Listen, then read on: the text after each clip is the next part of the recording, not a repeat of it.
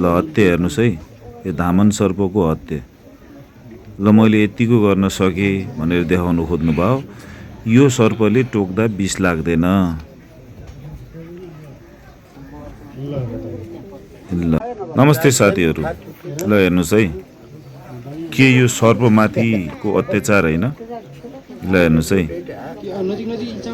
धामन सर्प, जुन सर्पले कुनै पनि मान्छेलाई टोक्दा विष लाग्दैन, यसमा जहर हुँदैन, विष लाग्दैन।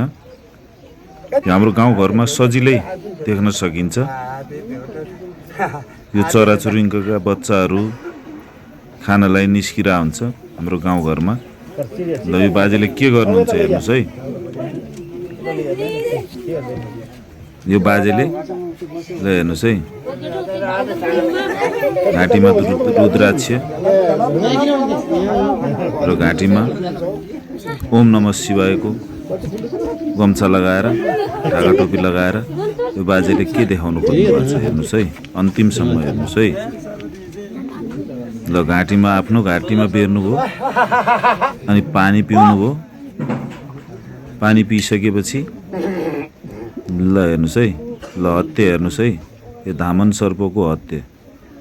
ल मैले यतिको गर्न सकेँ भनेर देखाउनु खोज्नुभयो। यो सर्पले टोक्दा विष लाग्दैन।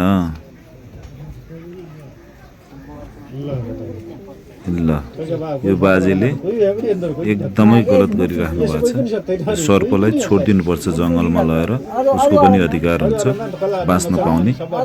यो सर्पलाई दुःख दिएको हो मेरो विचारमा है साथीहरू।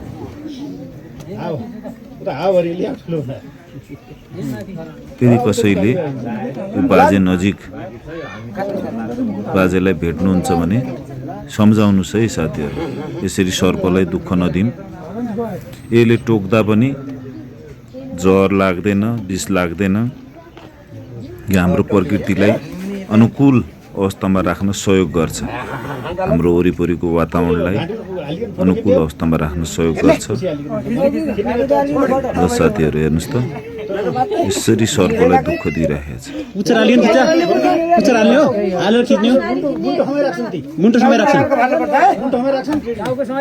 टाउको समय राख्छ नि खिच्ने हो।